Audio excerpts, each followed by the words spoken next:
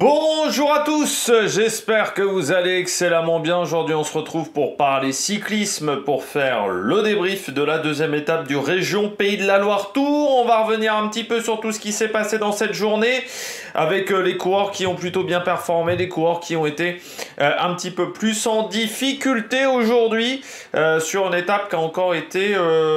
rapide quand même, ça a été assez animé dans le final. C'est même un coureur qui est parti dans un petit groupe de contre qui a réussi à s'imposer aujourd'hui un petit peu à la surprise générale. Allez, n'hésitez pas à vous abonner à la chaîne, à réagir dans les commentaires, à mettre un pouce bleu, à partager la vidéo sur les réseaux sociaux, notamment auprès de vos proches si vous pensez que ça peut les intéresser. Dans les commentaires, n'hésitez pas à me dire qui vous a plu, qui vous a déçu. Quand vous vous abonnez à la chaîne, vous pouvez rajouter la petite cloche, comme ça vous êtes au courant des dernières vidéos qui viennent de sortir, notamment des vidéos cyclisme. Si vous avez les moyens et que vous voulez soutenir mon travail, vous pouvez faire un super thanks. Vous pouvez, ça se passe dans les commentaires, vous pouvez également cliquer rapidement sur les miniatures, sur les notifications, dès que vous voyez une vidéo en ligne, parce que plus vous mettez rapidement, plus vous cliquez rapidement après la mise en ligne d'une vidéo, et bien plus elle est mise en avant par YouTube. On va réussir à faire une phrase en français. Allez, on commence tout de suite avec l'étape du jour. Étape du jour de ce Région Pays de la Loire Tour. C'était une étape encore promise normalement aux sprinteurs, une étape plutôt plate, même si le circuit final était composé de quelques bosses un peu plus importantes que du côté de la Bolle, mais moins importantes que jeudi et vendredi, avec notamment la côte du Gazonfier pour la dernière étape. Eh bien, ça a été animé parce que on a du mal à contrôler la course, surtout avec des équipes de 6. Il faut le dire, c'est un peu comme les boucles de la Mayenne aussi, on est sur ce format-là. C'est vrai que quand on est à 6 coureurs par équipe, c'est très dur de contrôler et on voit tout le défi de réussir à instaurer une stratégie d'équipe. Ça se voit aussi du côté du cyclisme féminin, parce que beaucoup d'épreuves dans le cyclisme féminin se déroulent à 6, et on voit que c'est parfois difficile d'avoir des stratégies d'équipe qui fonctionnent jusqu'au bout. Là, très clairement, dans certaines formations, on a manqué de main-d'œuvre. On n'a pas pu faire ce qu'on voulait sur la fin, et puis forcément la chute de Paul Penouet, elle a changé quand même la donne, parce que la Groupama, elle pouvait plus rouler. La Groupama n'avait plus forcément intérêt à rouler, en sachant qu'elle a perdu son sprinter. On peut commencer déjà par l'abandon de Paul Penouet. Ça fait quand même depuis quelques temps que c'est dur Paul Penouet, parce que l'an dernier la saison est compliquée, avec une chute à l'entraînement en tout début d'année qui l'a énormément ralenti. Là, bon, la chute, elle semble quand même assez sérieuse. On verra quel sera le bilan médical qui n'est toujours pas arrivé. Mais c'est vrai que c'était un jeune coureur très prometteur, un espoir très prometteur. Notamment, je me souviens de ces saisons 2023. C'est vrai que cette blessure en 2024 l'a énormément ralenti et a vraiment été un frein dans sa carrière pour un coureur qui voulait passer un cap. Et là, ça se poursuit encore avec... cette nouvelle chute, ce nouveau problème du côté de Paul Penouet. Donc on va voir maintenant comment ça va se passer pour lui. Mais c'est sûr que ça tombe pas au bon moment, très clairement, du côté du coureur français. C'est bien dommageable parce que des sprinteurs jeunes performants, on n'en a pas tant que ça aujourd'hui en France. C'est vrai qu'on a eu une très belle génération, Boigny, Desmar, Coquard. Bon, même si Coquard c'est un peu compliqué en ce moment, mais on a eu quand même une génération intéressante. Et c'est vrai que là, en ce moment, on a des bons punchers, on a des bons coureurs pour les classiques, on n'a pas forcément des bons sprinters, parce qu'Axel Laurence, Zinglé ne sont pas des purs sprinters du tout. Donc c'est vrai que ça manque un peu de purs sprinters, et Paul Penouet a ce profil-là. Mais aujourd'hui, il est tombé, et encore une nouvelle chute pour lui. Donc c'est vrai que ça hache un peu les saisons à un âge où c'est important de courir, à un âge où c'est important de prendre ses marques dans le monde professionnel, de prendre de l'expérience, de progresser. Et là, pour lui, il est bloqué, tout simplement, Paul Penouet. Donc on verra ce que ça donnera dans le futur pour lui. Mais on espère vraiment qu'il n'y aura pas trop de séquelles sur cette chute. Ça, c'est le plus important, et qu'il puisse reprendre l'entraînement rapidement. parce qu'il y a des échéances importantes pour lui. Mais bon, c'est sûr qu'une chute au niveau des jambes, alors les jambes étaient en sang, est-ce que c'est que des dermabrasions? En plus, il est même pas tombé dans un endroit dangereux, puisque sur la région Pays de la Loire-Tours, parfois les circuits sont techniques. Et il n'est même pas tombé dans la portion la plus technique du circuit, tout simplement parce qu'on était encore sur des belles routes. Il est tombé dans une cuvette, voilà, c'était une petite cuvette, et ça faisait un peu comme ça la route, voilà, ça faisait comme ça. Et donc, est-ce qu'il a mis trop de pression sur l'avant ou sur l'arrière et ça a décroché? Bon, c'est une grande interrogation pour Paul Penwet. Pardon, mais c'est vrai que ça fait beaucoup de chutes et surtout des grosses chutes parce que la dernière fois c'était tibia péroné quand même, hein. Donc non, on est sur des grosses chutes. Bon, le vainqueur du jour, quel vainqueur? Guernalec, parti à 13 bornes de l'arrivée dans un groupe de 3 avec Lolland de la Uno X et Maisonneuve. Alors, être avec un Uno X c'est toujours une bonne nouvelle, hein, parce qu'on le sait que ce s'en déroule toujours dans cette formation. L'esprit viking était encore là du côté de la Uno X, surtout que Fredheim a pas l'air d'être au top, donc je pense qu'ils étaient partis plus tôt pour jouer les sprints avec Fredheim, mais hier déjà en difficulté. Aujourd'hui on le voit, il n'est pas dans l'emballage final, donc on a peut-être joué sur d'autres cartes. Et on part dans ce groupe de 3, dans un moment où ça se regardait un petit peu. C'est vrai que du côté d'Arkea, là aussi, on était parti au départ avec Venturini, sauf qu'il n'a pas pu prendre le départ de la course. Donc là aussi, pas vraiment de profil sprinter. Le plus rapide est presque Vauquelin. Donc sur un sprint massif, il ne peut pas rivaliser avec Bennett et Coquard. Donc c'était bien tenté de jouer avec Guernalec. Et puis Maisonneuve. Bon, Cofidis s'est dit, bah, comme ça on va pas être obligé de rouler et de contrôler derrière, on va obliger la Décathlon, on va obliger certaines formations à être obligé de rouler. Et en fait Guernalec a été très fort, cette échappée a été très forte parce que quand tu regardes, ils ont jamais beaucoup d'avance, on leur a pas donné 40 secondes, 50 secondes d'avance, hein, sur 13 km, pas du tout, on leur donne pas beaucoup d'avance, hein. Ils ont eu au maximum je pense 20 secondes, alors ils ont eu l'avantage, c'est que le chronométrage était pas bon. Parce qu'à un moment, il s'était marqué qu'il y avait 10 secondes d'avance, ils avaient plus. Autant sur le Tour du Pays Basque, à un moment, le chronométrage n'était pas bon, mais à la baisse entre deux groupes. Là, il était plutôt... Enfin, voilà, ça marquait 10 secondes, il y avait plutôt 15-20 secondes, je pense, à l'entrée dans le dernier kilomètre. Et ensuite, ils se sont surtout pas regardés. Parce que des fois, dans ce genre de situation, on va avoir tendance à se regarder. Et Guernalec, qui part en rouleur. Vraiment en rouleur, c'est-à-dire qu'il a augmenté la puissance. Et puis derrière, en gros, Maisonneuve, il a explosé, complet. Lolland, il a essayé de gérer. Alors, il s'est dit, je vais pas pouvoir suivre, donc moi, je vais attendre vraiment le sprint, et puis je vais essayer de rester devant le peloton, mais je vais plutôt me fier au peloton et pas trop à Guernalec. Sauf qu'il avait, il a pris 30-40 mètres d'avance, et puis on voit bien, hein, sur les 150 derniers mètres, c'est compliqué du côté de Guernalec, parce qu'il a mis beaucoup d'efforts et beaucoup de watts, mais il arrive à tenir jusqu'au bout. Ça fait une belle victoire pour Arkea, et surtout ça doit donner un petit peu du baume au cœur à l'équipe française, parce que, pas se mentir qu'en ce moment c'est compliqué du côté de la formation Arkea BNB Hotel, il n'y a pas les résultats, déjà depuis le début de saison, parce qu'ils sont très très loin au classement UCI. Ils savent que le maintien au World Tour est va être très très compliqué, voire quasiment impossible. Et en plus, on ne sait pas ce que va faire le sponsor. On a quand même beaucoup d'incertitudes au niveau du sponsoring.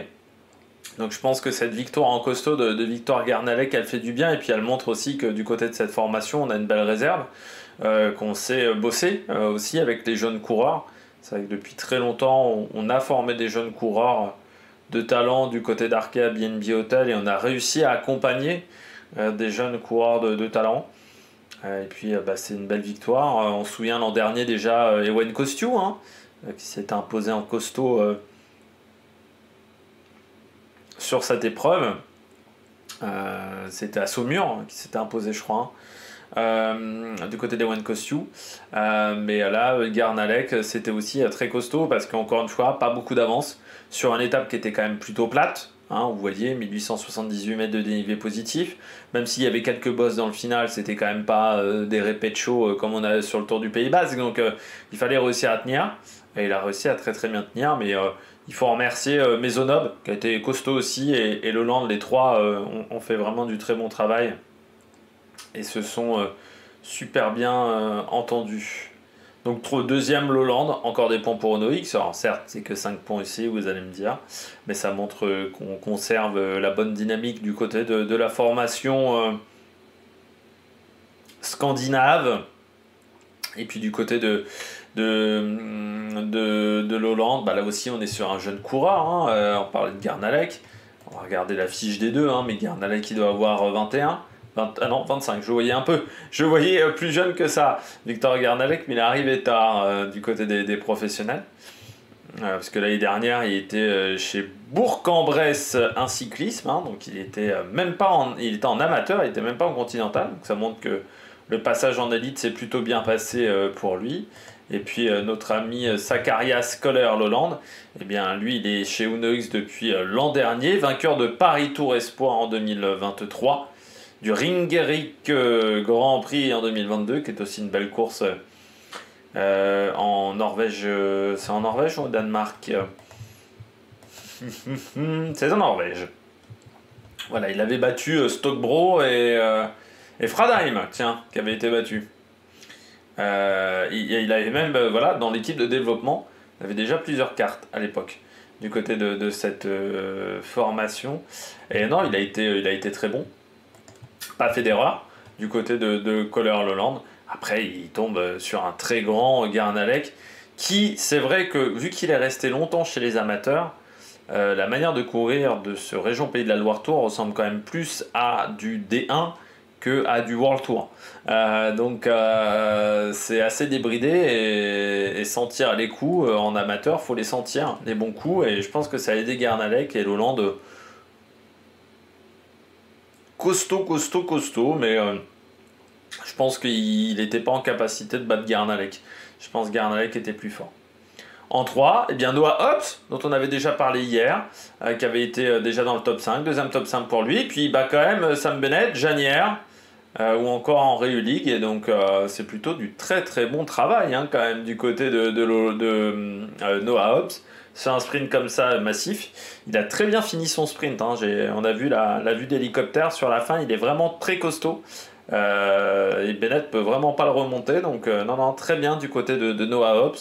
Qui confirme hein, du côté du Britannique. Et je pense que F va se dire assez rapidement. Lui, on va le faire monter dans l'équipe 1. Hein, parce que je rappelle qu'il est dans l'équipe réserve.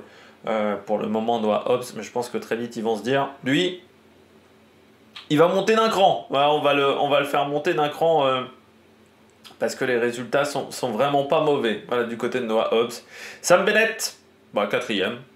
Pas grand chose à dire du côté de Sam Bennett. Il y avait. Que dire du côté de Sam Bennett bah, encore un bon sprint. Le problème, c'est qu'aujourd'hui, il n'y a pas Gumerstad pour l'aider. Il est lâché assez tôt, Gumerstad, donc il a mangé du vent. Il a dû se bagarrer, on a vu avec Janière, hein, bon, c'était viril, on va dire, la discussion entre les deux. Je pense que Bennett se plaignait un peu de Janière qui avait tendance à resserrer Bennett, mais ça fait partie du jeu du sprint. Et à la fin, bon, bah, c'est d'énergie qu'il peut pas emmener pour la fin, mais il montre quand même qu'il s'est encore sprinté en boss, Bennett. Hein.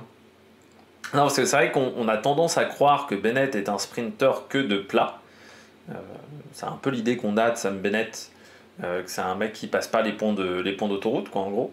Alors que, bah, moi je me rappelle notamment en 2020, sur le Tour de Burgos, après la pandémie, vous vous souvenez de cette course qui était la première épreuve post-pandémie, il y avait eu, c'était l'étape 3, où il y avait un final vraiment en côte. Il était parti à 800 mètres dans un virage et il avait largué tout le monde. Enfin, il avait fait un sprint impressionnant ce jour-là.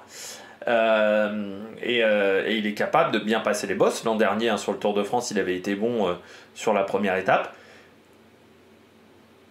dans les Yvelines. Donc, ouais, très bien. Sam Bennett, il sait encore sprinter en bosse, quoi. Il sait encore s'en sortir sur ce type d'arrivée.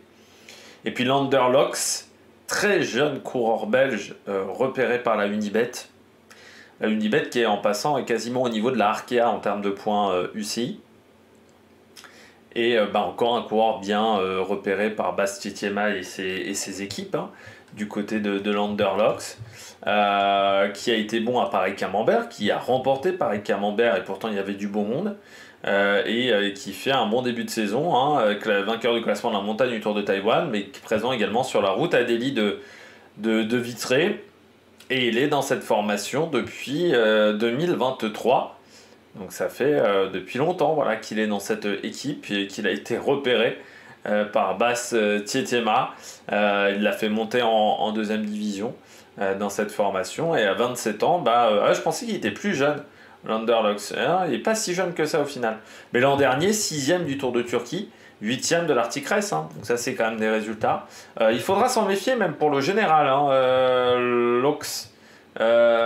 Cette semaine parce que c'est très ouvert et il a l'air d'être en forme. On retrouve ensuite Janière, Sergio Meris, donc un deuxième coureur de chez Unibet, et puis en Roue League, un petit peu loin, Noah Isidore, 9e devant Jonas Gens, 10e de Lettres.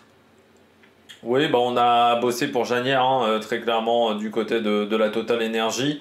De Lettres était, on va dire, électron libre aujourd'hui, donc il a pas. Enfin voilà, il a fait le sprint aussi, hein, mais forcément c'était pas lui le leader de l'équipe, c'était son collègue. Donc voilà, c'était la différence entre les deux. Mais oui, c'était intéressant de voir comment ça roulait du côté de cette formation. Et je trouve que ça s'est plutôt très bien passé voilà, du côté de l'équipe. Du côté d'Alexandre Delettre. Donc ça montre qu'il est en forme. Lui, le gazonfier, ça lui convient. L'étape de demain, ça lui convient aussi. Donc il faudra s'en méfier. Et puis Nicolas Broyard, qui a fait le sprint du côté de Saint-Michel. Il y avait avec Théo Delacroix également qu'on voit dans le groupe. Je pense très clairement que du côté de Saint-Michel, le sprinter irlandais de Lyon, Corkery. Alors je l'ai pas trop suivi aujourd'hui, hein, Corkery. Ouais, non, pourtant il était là, il était à 33e, mais le sprint en boss, ça lui a pas réussi. Et puis Théo Delacroix qui a pris quand même 5 secondes de bonification aujourd'hui du côté des sprints intermédiaires. On redescend un petit peu le classement. Bon, Vauclin qui était très content avec Ewen Kostiou de la victoire de Guernalec. Ça va leur donner de la confiance pour demain, parce que je rappelle qu'ils ont 2 cartes du côté d'Arkea pour marquer des gros points au niveau UCI. Et puis Cocard, c'est compliqué, Cofidis, parce que on n'arrive pas à travailler correctement ensemble. En réalité, il est là le problème. C'est-à-dire que tu as l'impression que Benjamin Thomas fait son petit travail d'un côté, et puis Brian Cocard fait sa petite vie de l'autre. Ça serait bien d'avoir du collectif, mais pour l'instant, c'est pas le cas, voilà, du côté de cette formation. Donc c'est un petit peu problématique, voilà, du côté de la Cofidis. Et ça fait encore des gros points de perdus, voilà, pour cette équipe. Et si en plus Aramburu est déclassé, pour l'instant on ne le sait toujours pas, du côté du Tour du Pays Basque, la journée sera pas terrible. Voilà, du côté de la Cofidis, donc ça serait bien de marquer des gros points. Et surtout Brian Cocard, parce que ça fait plusieurs jours que les résultats sont pas bons. Donc je dirais qu'il y a une sorte de dynamique négative là, qui est en train de se mettre en place autour de Brian Cocard. Et ça, c'est pas l'idéal du tout. Lonardi, loin aussi, déception du côté de Lonardi, mais il était tout seul dans le final. Il était complètement seul à 5, 6, 7 km de l'arrivée. Donc forcément, il a bouffé du vent. Et au bout d'un moment, quand tu bouffes du vent, il n'y a pas vraiment de miracle. C'est difficile. Et puis Matthew Walsh, c'est vrai, je me disais qu'il allait peut-être sprinter aujourd'hui. Matthew Walsh du côté de la Groupama, avec la chute de Paul Penwet. C'est un coureur qui a une petite pointe de vitesse. Matthew Walsh, on l'avait vu notamment du côté du Down Under, ancien de la Visma, l'Isobike. Matthew Walsh, mais il finit 40e seulement. Et je me dis, du côté de la Groupama, je crois qu'ils en ont aucun dans le premier groupe. Je crois qu'ils sont quand même passés à côté. Il n'y a que Tom Donenwirt, voilà, qui est dans le premier groupe. Mais tous les autres sont derrière, notamment Cyril Barth, notamment Cavagna aussi, qui a roulé. Mais il a roulé pour pas grand-chose, car Matthew Walsh n'a pas fait le sprint. Et donc, abandon aujourd'hui de Paul Penwet. On regarde tout de suite les différents classements. Donc le général, toujours emmené par Sam Bennett, mais très serré avec Guernalec. parce que ça se joue vraiment aux places. Lolland, troisième, devant Lonardi et Théo Delacroix. Bon, on voit que ce classement est extrêmement serré pour le moment. Du côté du maillot vert, eh bien Sam Bennett est toujours en tête, avec désormais 11 points d'avance sur Lolland. Noah Hobbs est également à 11 points. Guernalec et Komolmar. Du côté du classement de la montagne, c'est Similien Hamon qui avait son fan club aujourd'hui, qui a pris beaucoup de points. Il est désormais en tête de ce classement devant Molnar et José Maria Garcia. Mais voilà, Similien Hamon qui avait son fan club sur le bord de la route. Et puis Noah Hobbs en tête du classement des jeunes, qui fait une belle course devant Pedersen et Kopecki, le tchèque. Et du côté du classement par équipe, eh bien c'est Arkea qui est en tête devant la Cofidis. C'est Saint-Michel, préférence Home Aubert 93. On s'aperçoit qu'également Van Rysel est toujours dans le temps du leader. Donc il y a deux équipes quand même continentales qui arrivent à être dans le temps des leaders. Et ça, c'est vraiment très intéressant. Étape de demain. Tierce, butte du Montaigu. 166 km. Avec cette butte du Montaigu, eh bien qu'il faudra faire à 5 reprises du côté de cette journée. Lors du troisième passage, il y aura un sprint bonification. Sprint bonification qui se suivront également à la Malvendière et à Launay. Les deux sprints ne seront seulement séparés que d'une dizaine de kilomètres, donc c'est vraiment très peu. Et donc cette butte du Montaigu, 1 km 3 à 6,1%. Donc c'est une petite bosse, voilà, dans la région. Donc il faudra faire attention, et je pense qu'un Kevin Vauquelin voudra faire la différence aujourd'hui. Et puis je rappelle qu'il y aura donc 5 passages par cette difficulté. Eh bien, j'espère que vous avez aimé cette vidéo. N'hésitez pas à vous abonner à la chaîne, à réagir dans les commentaires, à mettre un pouce bleu. Puis nous, on se retrouve pour de nouvelles aventures sur Amérique Production. Ciao, ciao!